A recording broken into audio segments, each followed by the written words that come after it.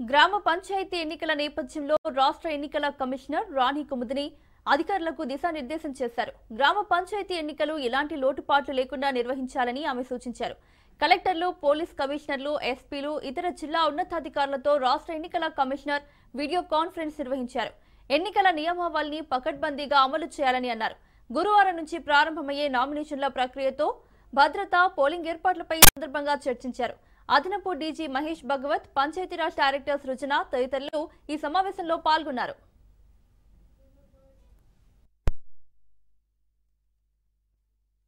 అందరి ఓటర్స్ కూడా గ్రామ పంచాయతీ ఎలక్షన్స్ జరగబోతున్నాయి అని తెలియజేసుకుంటూ ఉన్నాను.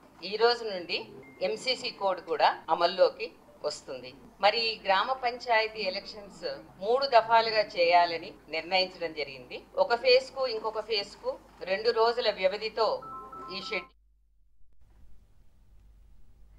హైదరాబాద్ లో ఎయిర్ క్రాఫ్ట్ ఇంజిన్ సర్వీసెస్ కేంద్రాన్ని ప్రధాని మోడీ వర్చువల్ గా ప్రారంభించారు. జిఎంఆర్ ఏరోస్పేస్ పార్క్ లో saffron air craft engine services కేంద్రాన్ని ప్రారంభించారు. ఈ కార్యక్రమానికి సీఎం రేవంత్ రెడ్డి, కేంద్ర మంత్రి రామ్మోహన్ నాయుడు హాజరయ్యారు. భారత ఏరోస్పేస్ రంగంలో ఇదో మైలురాయని ప్రధాని మోడీ అన్నారు.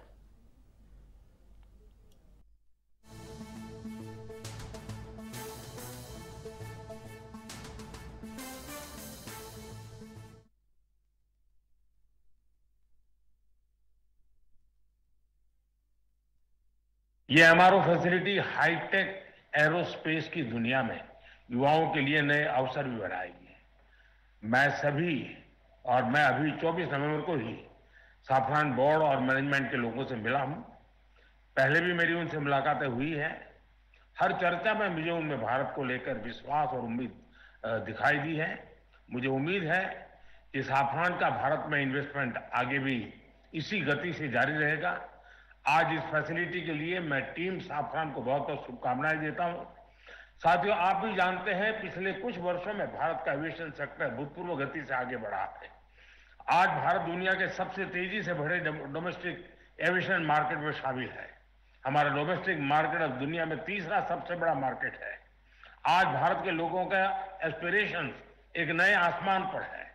ऐसे में भारत में एयर ट्रेवल की डिमांड लगातार बढ़ रही है और इसलिए हमारे एयरलाइंस लगातार अपने एक्टिव फ्लीट को बढ़ा रही है। Telangana will continue to support partners like Safran, provide world-class infrastructure and encourage the aerospace and defense sector. We are building a Bharat future city spread in 30,000 acres of land. It will be planned totally green, net zero, and India's answer to New York, Tokyo, Dubai, or Singapore, or South Korea. I invite you all, Honorable Prime Minister Modi ji, to Telangana Rising 2047 Global Summit at Bharat Future City on December 8th and 9th to unveil our vision. We wish to become a $1 trillion strategy by 2034 and $3 trillion by 2047. BRS నేతలపై మంత్రి సీతక్క ఆగ్రహం వ్యక్తం చేశారు. Indiramma చీరలపై BRS లీడర్లు కావాలనే దుష్ప్రచారం చేస్తున్నారన్నారు. ఆడబిడ్డలు, మహిళా సంఘాలు ఎంపిక చేసుకున్న డిజైన్లలోనే చీరలను ఇస్తున్నామన్నారు. అయినా కలర్ బాలేదని, డిజైన్ బాలేదని బీఆర్ఎస్ నేతలు విమర్శించడం సరికాదన్నారు. ఆడబిడ్డలు చీరలు తీసుకుని సంబరపడుతుంటే అవి వారి కళ్లకు కనిపించడం లేదా అని నిలదీశారు. ఆడబిడ్డ సంతోషపడుతుంటే సహజంగానే మీకు తెలుసు, ఆడబిడ్డలు సంతోషపడితే మరి బీఆర్ఎస్ నాయకులు, కల్వకుంట్ల కుటుంబం కళ్ళల్లో నిప్పులు పోసుకుంటుందని. అందుకనే మరి చీరలు బాగలేవని, లేదా ఎలక్షన్ల కోసమని, లేదా కొంతమందికే ఇస్తున్నారని ఏదేదో తప్పుడు కూతలు కూస్తున్నారు. అయ్యా, మీ చీరలు బాగున్నాయా, మేమిచ్చిన చీరలు బాగున్నాయో రాష్ట్రంలో ఉన్న ప్రతి మహిళకు అర్థమయ్యి గుండెలకు కత్తుకొని ఫోటోలు దిగి పెడతా ఉన్నారు. అది మీకు పాపం భయం అనిపిస్తుంది. మేము ఈ చీరలకు ఆర్డర్ ఇచ్చి దాదాపుగా 1 year కావస్తుంది. ముఖ్యమంత్రి గారు కన్న కళ ఏంటిదంటే 1 కోటి మంది మహిళల్ని కోటీశ్వర్లను చేయాలి. 1 కోటి మంది మహిళలు కావాలి అంటే మరి 1 కోటి మంది మహిళలను మహిళా సంఘాల్లో చేర్చాలనే లక్ష్యంతో ఈరోజు ఇచ్చిన 67 లక్షల చీరలు సరిపోవట్లేదని ఇంకా 33 లక్షల చీరల వరకు మరి జూబ్లీహిల్స్ ఉప ఎన్నికలో విజయం సాధించిన నవీన్ యాదవ్ ఎమ్మెల్యేగా ప్రమాణ స్వీకారం చేశారు. స్పీకర్ ఛాంబర్లో స్పీకర్ గడ్డం ప్రసాద్ నవీన్ యాదవ్ చేత ప్రమాణం చేయించారు. ఈ కార్యక్రమానికి మంత్రులు Sridhar Babu, Azharuddin, deputy mayor Srilatha Reddy, cantonment MLA Ganesh, Bhuvanagiri MP Chamala Kiran Kumar Reddy, Naveen Yadav కుటుంబ సభ్యులు హాజరయ్యారు. నవీన్ యాదవ్ వి అనే నేను శాసనసభ సభ్యునిగా ఎన్నికైనందున శాసనం ద్వారా నిర్మితమైన భారత రాజ్యాంగం పట్ల నిజమైన విశ్వాసం, విధేయత చూపుతానని, భారతదేశ సార్వభౌమాధికారాన్ని, సమగ్రతను కాపాడుతానని, నేను స్వీకరించబోయే కర్తవ్యాన్ని శ్రద్ధశక్తులతో నిర్వహిస్తానని దైవసాక్షిగా ప్రమాణం చేస్తున్నాను. తెలంగాణ శాసనసభ సభ్యుడైన నవీన్ యాదవ్ వి అనే నేను సభ నియమాలకు కట్టుబడి ఉంటానని, వాటిని అనుసరిస్తానని, సభ మర్యాదలను పాటిస్తానని, సాంప్రదాయాలను గౌరవిస్తానని దైవసాక్షిగా ప్రమాణం చేస్తున్నాను.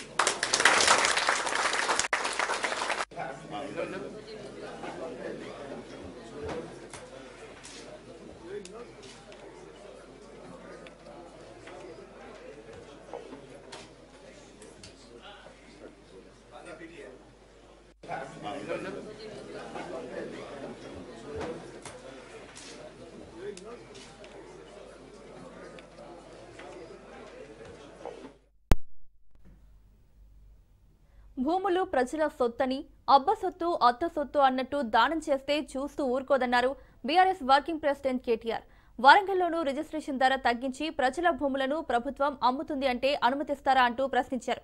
ఇక కాంగ్రెస్ అగ్రనేత రాహుల్ గాంధీపై తీవ్ర విమర్శలు చేశారు. తెలంగాణలో కాంగ్రెస్ ప్రభుత్వం చేపట్టిన కులగణన దేశానికి ఆదర్శంగా చూపించడంపై మండిపడ్డారు.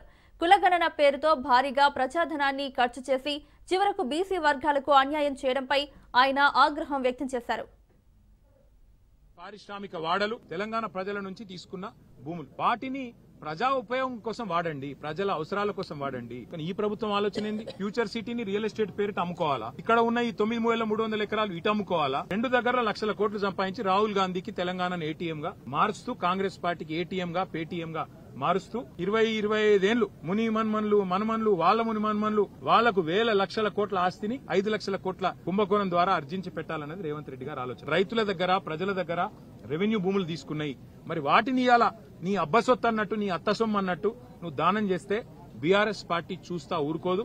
దీని మీద ఒక కార్యాచరణ కూడా రూపొందిస్తాం, తప్పకుండా పోరాటం చేస్తామని చెప్పి కూడా రేవంత్ రెడ్డికి హెచ్చరిస్తూ వెంటనే ఈ ప్రతిపాదన వెనక్కి తీసుకోవాలి. దేశంలో ఎవ్వరు చేయని విధంగా మేమే కులగణన చేసినాం, దానికి 160 కోట్లు ఖర్చు పెట్టినాం అని డైలాగులు కొట్టిండ్రు. ఏం సాధించారు మరి? కులగణన చేసి 42% అని చెప్పి 160 కోట్లు ఖర్చు పెట్టి రాహుల్ గాంధీ శుభాషు శుభాషు, ఇంతకంటే గొప్ప కార్యక్రమం లేదు అని రాహుల్ గాంధీ బీహార్ లో డబ్బగొట్టి ఇచ్చేసినాం 42% రిజర్వేషన్లని కాకమ్మ కథలు చెప్పి ఆఖరికి నిన్న పంచాయతీ ఎన్నికల నోటిఫికేషన్ ఇస్తే ఏం చేసిండ్రల్లా? ఇదివరకు కేసీఆర్ ప్రభుత్వంలో ఇచ్చిన 24% రిజర్వేషన్లను తగ్గించి 17% చేసిండ్రు. ఇంతకంటే అన్యాయం బలహీన వర్గాలకు నాకు తెలిసి భారతదేశంలో ఎన్నడూ ఏ ప్రభుత్వం కూడా చేయలేదు. వెనకటికి ఎవడో కొండంత రాగం తీసి ఆఖరికి గాడిని పాట వాడిండట. ఒక అట్లున్నది రేవంత్ రెడ్డి కథ.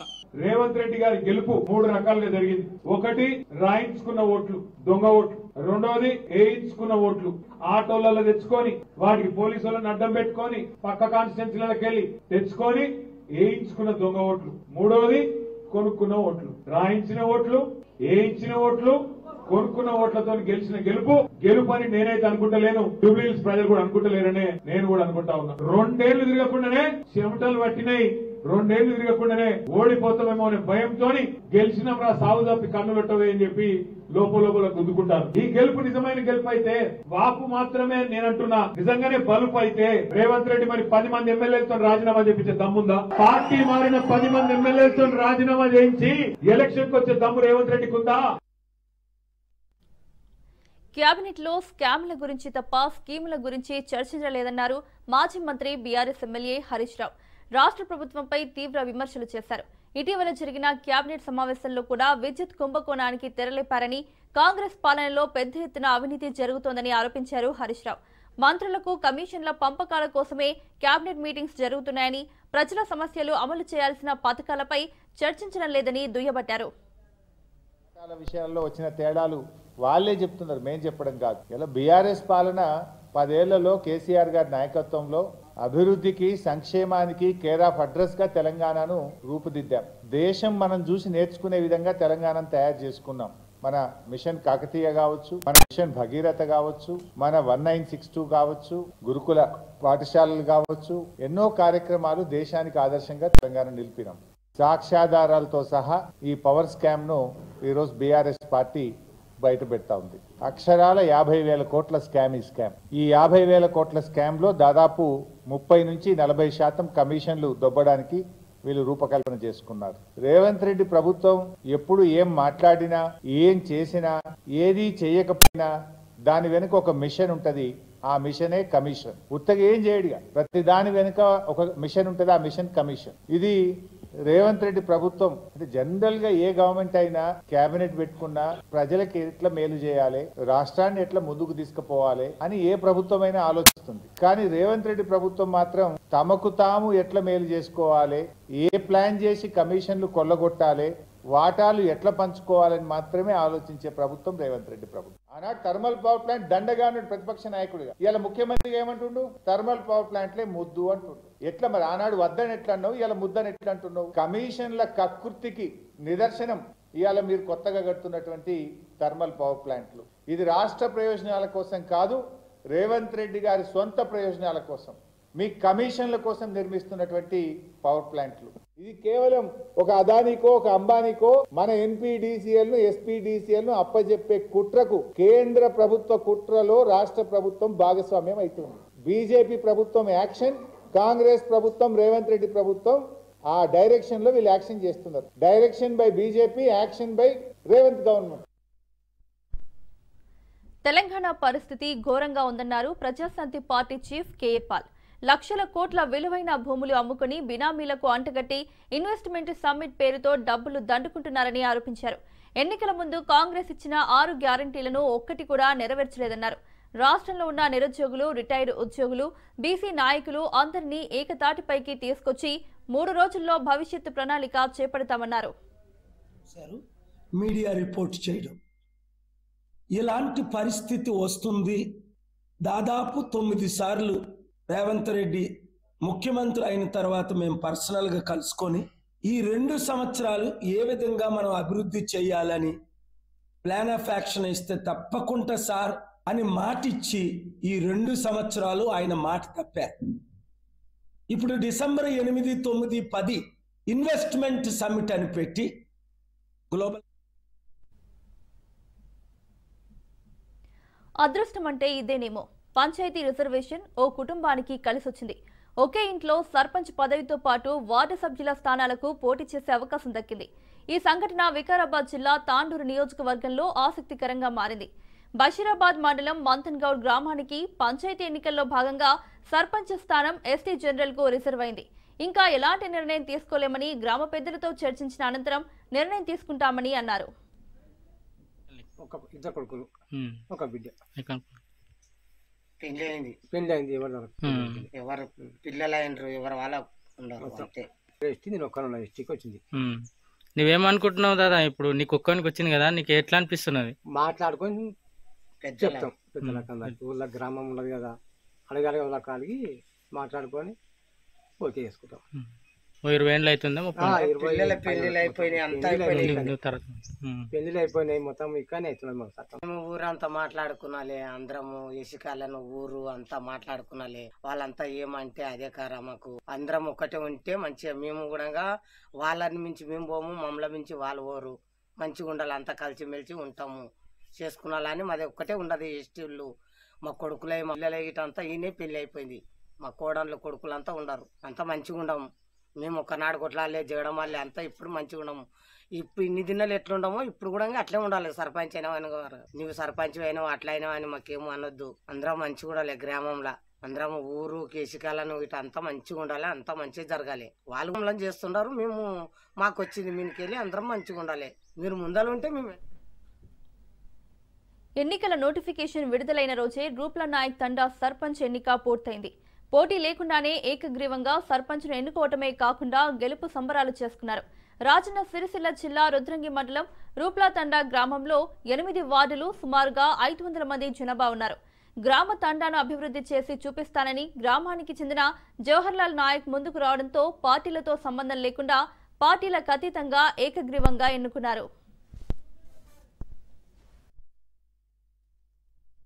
రాజన్న సిరిసిల్ల జిల్లా రుద్రంగి మండలము ఉమ్మడి మానాల గ్రామ పంచాయతీ రూప్లనాయక్ తండా జీపీలో నన్ను ఏకగ్రీయంగా నాకు జవహర్లాల్ అని చెప్పి ఎన్నుకున్నారు. తండా పెద్ద మనుషులకు, తండా గిరిజన మహిళలకు అందరితో నా హృదయపూర్వక నమస్కారాలు. అందరికీ నన్ను ఎన్నుకున్నందుకు నేను ముందుకు సాగాలని చెప్పేసి మంచి పనులు చేయాలని చెప్పేసి కోరుకుంటున్నా కాబట్టి నన్ను ఏకగ్రీయంగా ఎన్నుకున్నారు.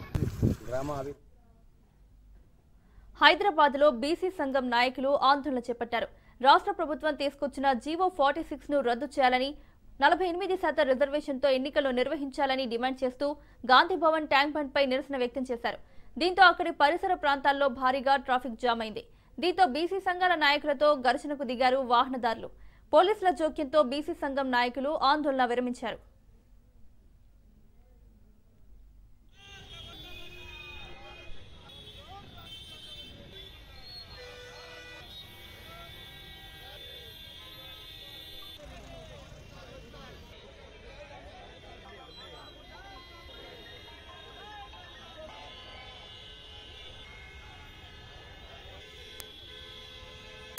అమరావతిలో విద్యార్థులు మాక్ అసెంబ్లీ నిర్వహించారు. రాజ్యాంగ దినోత్సవం సందర్భంగా అసెంబ్లీ ప్రాంగణంలో ఈ కార్యక్రమం చేపట్టారు. దీనికి ఏపీ సీఎం చంద్రబాబు, మంత్రి లోకేష్ హాజరయ్యారు. మాక్ అసెంబ్లీలో సీఎంగా మన్యం జిల్లాకు చెందిన ఎం లీలా గౌతమ్, ప్రతిపక్ష నేతగా మన్యం జిల్లాకు చెందిన సౌమ్య, డిప్యూటీ సీఎంగా విశాఖ జిల్లాకు చెందిన కోడియోగి, విద్యాశాఖ మంత్రిగా తిరుపతి జిల్లాకు చెందిన చిన్మయ్, స్పీకర్గా కాకినాడ జిల్లాకు చెందిన స్వాతి వ్యవహరించారు.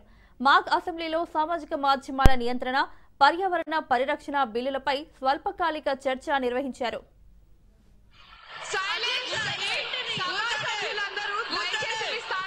కూర్చోండి.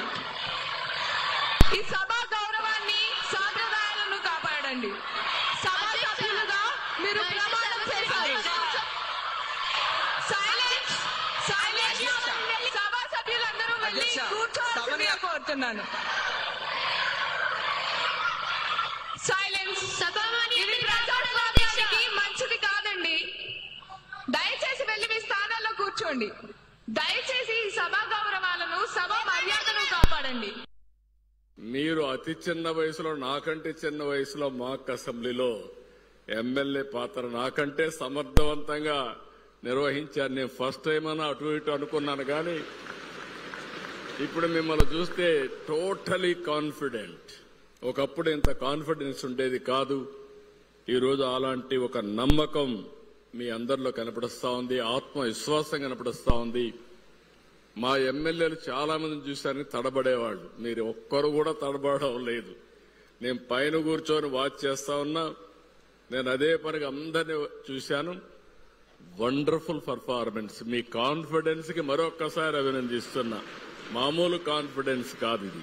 మన భారతదేశానికి ఆత్మగా నిలిచిన రాజ్యాంగానికి 1949లో ఇదే రోజున నవంబర్ 29 రాజ్యాంగ సభ ఆమోదం తెలిపింది. 2 సంవత్సరాల 11 నెలలు 18 రోజుల పాటు మేధావులు, విద్యావంతులు, రాజ్యాంగ ప్రముఖులు, ప్రజానేతలు కలిసి సుదీర్ఘంగా చర్చించారు. కూలంకుషంగా చర్చించి నవంబర్ 20న మనం 26న రాజ్యాంగ దినోత్సవం, సంవిధాన దివాస్ చేసుకోవాలని మన ప్రధానమంత్రి నిర్ణయించారు. ఈ ఏడాది సబ్జెక్టు కూడా అవర్ కాన్స్టిట్యూషన్, అవర్ ప్రైడ్ అనే పేరుతో ఈ సంవిధాన్ దివస్ జరుపుకుంటున్నాం. ఇదే రోజు అంటే 26 నవంబర్, కానీ 1949లో భారతదేశం మన రాజ్యాంగాన్ని అమలు చేస్తాం జరిగింది. ఎంతో చర్చలు జరిగినాయి, ఎంతో మంది కృషితో మన రాజ్యాంగం మనం ఏర్పాటు చేసుకున్నాం. ఇప్పుడే పెద్దలు చీఫ్ సెక్రటరీ విజయానంద్ సార్ చెప్పినట్లు కేవలం మనం మన ప్రాథమిక హక్కుల గురించి కాదు, ప్రాథమిక బాధ్యతల గురించి కూడా తెలుసుకోవాల్సిన అవసరం మనందరి పైన ఉంది. రాజ్యాంగం అనేది కేవలం మన రైట్స్, లాస్ గురించి. కొబ్బరి రైతులతో AP deputy CM Pawan Kalyan ఆసక్తికర వ్యాఖ్యలు చేశారు. మీకు వరాలివ్వడానికి తను ముఖ్యమంత్రి స్థానంలో లేనన్నారు. మీకు ఏది కావాలన్నా సీఎంను అడగాలన్నారు. మీకిచ్చేంత బడ్జెట్ తన దగ్గర ఉండదన్న పవన్ ఉన్న డబ్బంతా పథకాలకు ఖర్చు చేసేస్తే అభివృద్ధి ఎలా సాధ్యమని ప్రశ్నించారు. గత ప్రభుత్వం ఇదే తప్పు చేసిందన్నారు పవన్. ఎప్పుడైతే ప్రజలు చాలా బలంగా ఉంటారో నాయకులకు భయం వేస్తుంది. You have to become an vote bank. చూడండి, గత ప్రభుత్వం మళ్ళీ ఏం మాట్లాడుతున్నారు, మేము భవిష్యత్తులో ఇవి చేస్తాం ఉన్నారు. మీకు 5 సంవత్సరాల సమయం ఇస్తేనే మీరు ఏం చేయలేకపోయి రాష్ట్రాన్ని ఇంత అస్తవ్యస్తంగా చేశారు. ఇంకొకసారి మీరు వస్తే ఏం జరుగుద్ది? అదే వద్దని చెప్పి మనం ప్రజలు పక్కన పెట్టారు. ఈ రోజుకి వాళ్ళు తీర్థాన్ని మార్చుకోవట్లేదు. చాలా తక్కువ సార్లు గత ప్రభుత్వం గురించి మాట్లాడతారు. వాళ్ళు ఈ రోజుకి వాళ్ళ బూతులు మారట్లేదు, వాళ్ళ బుద్ధులు మారట్లేదు. నేను ఇంకా మీరు సామాజిక మాధ్యమాల్లో తిడుతానే ఉన్నారు. మళ్ళీ ఇంకొకసారి హెచ్చరిస్తున్నారు. పిఠాపురంలో ఒకసారి చెప్పాను మీకు, మళ్ళీ మీరు కూర్చొని పాత పద్ధతిలో గనక మళ్ళీ నాయకులు మళ్ళీ మీరు పిచ్చి ప్రలాపనలు చేస్తే పర్యవసానాలు చాలా తీవ్రంగా ఉంటాయి. గుర్తుపెట్టుకోండి. మిమ్మల్ని మీరు కానీ మీ నాయకులు కానీ మీరు ఒక క్రమబద్ధంగా ఒక పద్ధతిలో మమ్మల్ని విమర్శిస్తే తప్పులను మేము సరిదిద్దుకుంటాం. గత ప్రభుత్వ పాలన చూశారు.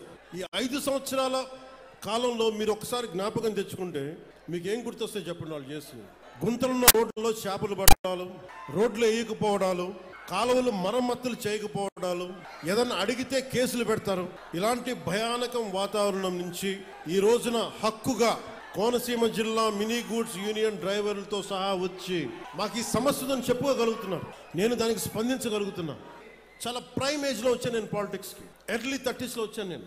దేనికి వచ్చానంటే, నేను ఎంతసేపు మనం జై హిందులు కొడతాం, మహాత్మా గాంధీ గారికి దండలేస్తాం, నేతాజీ సుభాష్ చంద్రబోస్ గారికి సల్యూట్లు కొడతాం, దేశభక్తి అంటాం. కానీ వాస్తవంగా వచ్చేటప్పటికి సామాజిక బాధ్యత కానీ దేశం పట్ల భక్తి కానీ చూపించడానికి చాలా వెనకాడతాం. నేను ఎప్పుడు వెనకాడలా, ఒక అడుగు ముందుకేశాను.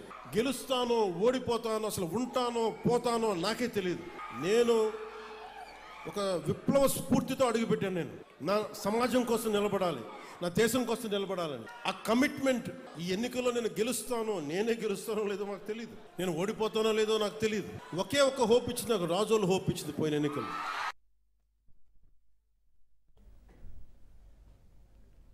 కడప జిల్లా పులివెందులలో వైసీపీ అధినేత మాజీ సీఎం జగన్ పర్యటించారు. బ్రాహ్మణపల్లి అరటి తోటలను పరిశీలించారు. రైతులతో మాట్లాడి వాళ్ల ఇబ్బందులను అడిగి తెలుసుకున్నారు. బ్రాహ్మణపల్లిలో అరటి సాగు నష్టాన్ని జగన్ స్వయంగా వెళ్లి పరిశీలించారు. కూటమి సర్కార్పై ఆగ్రహం వ్యక్తం చేశారు.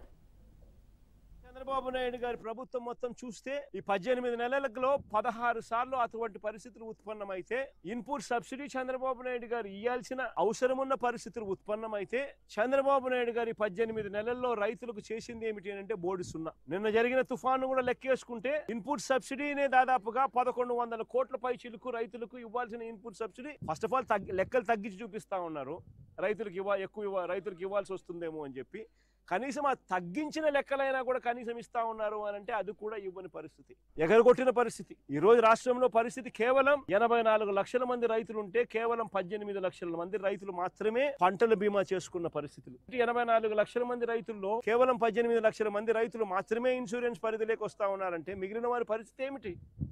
విపత్కర పరిస్థితులు వచ్చినప్పుడు రైతును ఆదుకునే నాతుడే కరువైన పరిస్థితిలో ఈ రోజు రాష్ట్రం కనిపిస్తా ఉంది. ఇన్పుట్ సబ్సిడీ గాలికి ఎగిరిపోయింది, హక్కుగా రావాల్సిన ఇన్సూరెన్స్ రాకుండా పోయింది. మరోవైపున చూస్తే చంద్రబాబు నాయుడు గారు పుణ్యాన చంద్రబాబు నాయుడు గారి హయాంలో పెట్టుబడి ఖర్చులు తారాస్థాయికి పెరిగాయి. ఎరువులు సైతం రైతులు బ్లాక్ లో కొనుక్కోవాల్సిన పరిస్థితి బహుశా ప్రపంచ చరిత్రలో ఎక్కడైనా ఉంటుందో లేదో నాకు తెలియదు, కానీ ఆంధ్ర రాష్ట్రంలో ఈసారి చంద్రబాబు నాయుడు గారి హయాంలో చూస్తా ఉన్నాం. ఎరువులు సైతం బ్లాక్ లో కొనుక్కోవాల్సిన పరిస్థితులు మొట్టమొదటిసారిగా చూస్తా ఉన్నాం. ప్రతి ఏప్రిల్ 2024, ఏప్రిల్ 2025లో ఇవ్వాల్సిన వసతి దీవెన బకాయి 2 కలిపితే దాదాపుగా 6,000 చిల్లర కోట్ల రూపాయలు. పట్టించుకునే నాతుడు లేడు. రైతుల పరిస్థితి చూస్తే ఇట్టుంది. సూపర్ 6, సూపర్ 7 గాలికి ఎగిరిపోయి ఇట్లాంటి అక్కచెల్లెమ్మల పరిస్థితి చూస్తే, ఇటువంటి పిల్లల పరిస్థితి చూస్తే ఇంకా దయనీయంగా ఉంది. ఏమన్నాడు? ఇట్లా 18 ఏళ్ళ నుండి నా అక్కచెల్లెమ్మ చూసి ఏమన్నాడు? నెలకు 1500 ఇస్తానన్నాడు, సంవత్సరానికి 18,000 అన్నాడు. 2 ఏళ్ళు కలిపి 36,000, 2 ఏళ్ళు కలిపి 36,000 బాకీ, నెలకు 3,000 రూపాయలు నిరుద్యోగం. 2 ఏళ్ళు అయిపోయింది. అమ్మఒడి అన్నాడు, అమ్మఒడి వచ్చేది తీసేసి తల్లికి వందనం అన్నాడు. 15,000 కాస్త 13,000 అన్నాడు. 13,000 కాస్త చూస్తే చీరా చూస్తే 8,000, 9,000, 10,000, అది కూడా 30 లక్షల మంది పిల్లలు కట్ చేసి. పెన్షన్ల పరిస్థితి చూస్తే ఏకంగా వైఎస్ఆర్సీపీ ప్రభుత్వ హయాంలో ఎన్నికల నాటికి 66 లక్షల చిల్లర పెన్షన్లు ఇస్తా ఉంటే ఈరోజు పెన్షన్లు 61 లక్షలకు పడిపోయినాయి. కొత్త పెన్షన్ ఇవ్వకపోగా 5 లక్షల పెన్షన్ ఉన్నవి కట్ చేసేసినారు. ఎవడు సంతోషంగా ఉన్నాడని అడుగుతా ఉన్నా. మరోవైపున చూస్తే గవర్నమెంట్ రంగంలో గవర్నమెంట్ కి సంబంధించిన ఆస్తులు మెడికల్ కాలేజీలు అమ్మాలని చూస్తాడు. శనికాయలకి బెల్లాలకు ప్రతి విషయంలోనూ చంద్రబాబు నాయుడు గారు ఏదైనా జరిగినప్పుడు డ్రామా చేస్తాడు. వెంటనే చేసేస్తాము, వెంటనే 10,000 మంది రైతులతో ఫోన్ లో మాట్లాడాడు అంటాడు. ఇదిగో చేసేస్తున్నామని అంటాడు. మొన్న ఏమంటాడు, ఉల్లి రైతుకి ఏమంటాడు, హెక్టార్కి 50,000 అన్నాడు. దాని ముందు 1,200 రూపాయలు పర్ క్వింటాల్ కొంటానన్నాడు. అది కొనలా. అది పోయి మళ్ళీ ఆ తర్వాత 50,000 రూపాయలు పర్ హెక్టార్కి ఇస్తాడు. అది బాయా. ఆ తర్వాత scene cut. Chandrababu topic divert. మళ్ళీ ఏదో అంటాడు. టాపిక్ డైవర్ట్ చేసేందుకు ఏదో గుడిలో లడ్డు అంటాడు, ఇంకోటి అంటాడు, ఇంకోటి అంటాడు. టాపిక్ దాంట్లో డైవర్ట్ చేస్తారు. మళ్ళీ ఈ రైతులంతా మళ్ళీ రైతుల బతుకులు మళ్ళీ బస్ స్టాండ్. పొగాకు రైతులైనా అంతే, ఉల్లి రైతులైనా అంతే, వరి పరిస్థితి అంతే. తూర్పు గోదావరి జిల్లా నిడదవోలు ప్రజలకు మంత్రి నారాయణ వరాల జల్లు కురిపించారు. నిడదవోలు మున్సిపాలిటీ 60 వసంతాల వజ్రోత్సవ వేడుకల్లో మంత్రి కందుల దుర్గేష్తో కలిసి పాల్గొన్నారు నారాయణ. అనంతరం స్థానిక Ganapathi center I love Nidadavolu park వద్ద వజ్రోత్సవ పైలాన్ను ఆవిష్కరించారు. మున్సిపాలిటీలో పలు అభివృద్ధి పనులకు శంకుస్థాపనలు చేశారు మంత్రి నారాయణ. పట్టణ ప్రజల కోరిక మేరకు గ్రేడ్ 2 మున్సిపాలిటీని గ్రేడ్ 1 మున్సిపాలిటీగా మార్చుతున్నట్లు ప్రకటించారు. నిడదవోలు మున్సిపాలిటీ ఏర్పడి 60 ఏళ్లు పూర్తయిన సందర్భంగా 2 రోజుల పాటు నిడదవోలు చరిత్రను చాటి చెప్పేలా డైమండ్ జూబ్లీ ఉత్సవాలను నిర్వహించనున్నామన్నారు నారాయణ.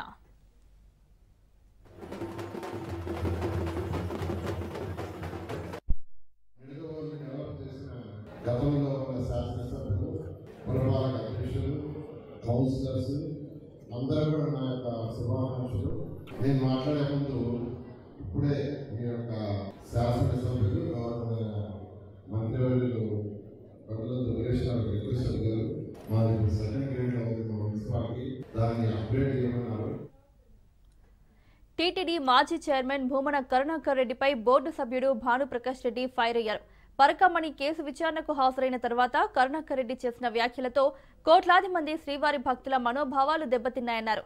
కేసు అంశంపై మాట్లాడకుండా కరుణాకర్ రెడ్డి పిట్టకథలు చెప్పారంటూ ఆగ్రహం వ్యక్తం చేశారు. దొంగను దాతగా, దొంగతనాన్ని బహుమతిగా మారుస్తూ పాలక మండలి తీర్మానంపై ఎందుకు సంతకం పెట్టారని ప్రశ్నించారు. తీర్మానం ఆమోదించి తనకు సంబంధం లేదంటే ఎలా అని నిలదీశారు. నిప్పు ఉప్పు అంటున్న భూమన ఎందుకు సంతకం చేశారో భక్తులకు చెప్పాలని డిమాండ్ చేశారు.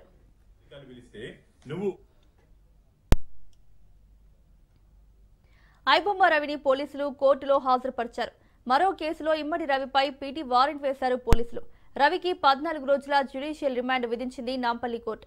ఐబొమ్మ రవిపై 5 కేసులు నమోదు చేశారు హైదరాబాద్ సైబర్ క్రైమ్ పోలీసులు. ఇమ్మడి రవికి 2 కేసుల్లో రిమాండ్ విధించింది నాంపల్లి కోర్టు. మిగిలిన 3 కేసులపై కూడా పీటీ వారెంట్ వేయనున్నారు పోలీసులు.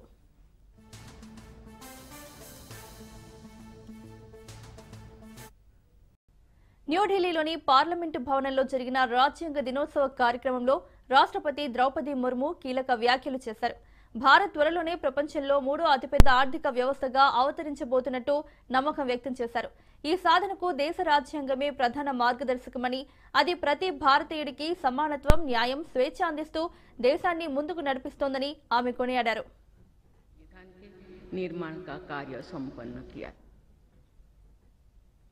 కర్ణాటకలో ముఖ్యమంత్రి మార్పు అంశంపై కాంగ్రెస్ అధ్యక్షుడు మల్లికార్జున ఖర్గే క్లారిటీ ఇచ్చారు. సీఎం సిద్దరామయ్య, డీకే శివకుమార్ మధ్య ఉన్న తగవ్వా త్వరలోనే పరిష్కారం అవుతుందని చెప్పారు. సోనియా, రాహుల్ గాంధీ తాను కలిసి ఈ సమస్యను పరిష్కరిస్తామన్నారు. 2023 ఎన్నికల తర్వాత సీఎం పదవిని చెరో 2.5 ఏళ్లు పంచుకోవాలనే ఒప్పందం జరిగిందనే ప్రచారం నేపథ్యంలో ఈ సంక్షోభం ముదిరింది. ఆ గడువు సమీపించడంతో డీకే శివకుమార్ వర్గానికి చెందిన కొందరు ఎమ్మెల్యేలు ఢిల్లీకి చేరుకుని అధిష్టానంపై ఒత్తిడి పెంచారు. ఈ పరిణామాలపై డీకే శివకుమార్ ఆచితూచి స్పందించారు. పార్టీకి ఇబ్బంది కలిగించేలా తాను బహిరంగంగా మాట్లాడనని, అయితే ఆశలు కలిగి ఉండడంలో తప్పు లేదని వ్యాఖ్యానించారు.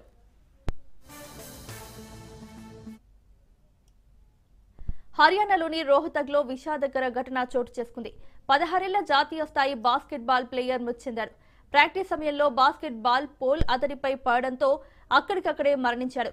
లఖన్ మజ్రా బాస్కెట్బాల్ కోర్టులో ప్రాక్టీస్ చేస్తున్న హార్దిక్ పై పోల్ పడడంతో సహాయం చేసేందుకు వెంటనే స్నేహితులు పరిగెత్తారు. కానీ హార్దిక్ ను రక్షించలేకపోయారు. ఘటనపై కేసు నమోదు చేసుకున్న పోలీసులు హార్దిక్ మృతదేహాన్ని స్వాధీనం చేసుకుని పోస్టుమార్టం అనంతరం కుటుంబ సభ్యులకు అప్పగించారు.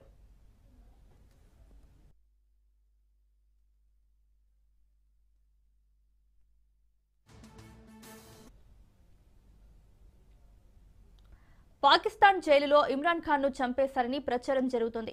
ఇమ్రాన్ ను హత్య చేశారంటోంది ఆఫ్ఘనిస్తాన్ రక్షణ శాఖ.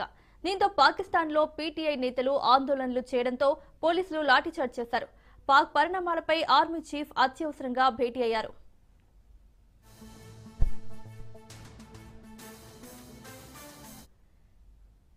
సినీ జీవితం రెస్ట్లెస్ అవుతుందంటున్నారు హీరోయిన్ కీర్తి సురేష్. కంటి నిండా నిద్రపోవడానికి సమయం లేకుండా పోయిందంటున్నారు ఆమె. 9 to 6 also I'll do 9 to 9 also, I'll do 9 to 2 also. So I've done, when I started off, I've done films, I think along with when I was shooting Mahanati, I used to shoot for 5 other films. దేశీయ stock మార్కెట్లు సరికొత్త రికార్డులకు అతి చేరువలో ముగిశాయి. అన్ని రంగాల్లోనూ కొనుగోళ్ల వెల్లువ వెలువెత్తడంతో సూచీలు అప్రతిహతంగా దూసుకెళ్లాయి. అంతర్జాతీయ మార్కెట్ల సానుకూల సంకేతాలకు తోడు దేశీయ పెట్టుబడిదారుల నుంచి బలమైన మద్దతు లభించడంతో ఇన్వెస్టర్ల సంపద భారీగా పెరిగింది. ట్రేడింగ్ ముగిసే సమయానికి సెన్సెక్స్ ఏకంగా 1022 పాయింట్లు ఎగబాకి 85,609 వద్ద స్థిరపడింది. నిఫ్టీ కూడా 320 పాయింట్లు లాభపడి 26,205 వద్ద ముగిసింది. దక్షిణాఫ్రికాతో జరిగిన 2 టెస్టులో భారత్ ఘోర ఓటమి పాలైంది. 549 పరుగుల లక్ష్యంతో రెండో ఇన్నింగ్స్ ప్రారంభించిన టీమిండియా 140 పరుగులకే ఆలౌట్ అయింది.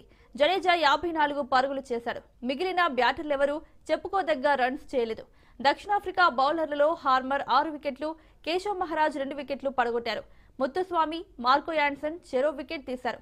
తొలి ఇన్నింగ్స్ లో దక్షిణాఫ్రికా 489, భారత్ 201 పరుగులు చేశాయి. రెండో ఇన్నింగ్స్ లో దక్షిణాఫ్రికా 260 పరుగులు చేసింది.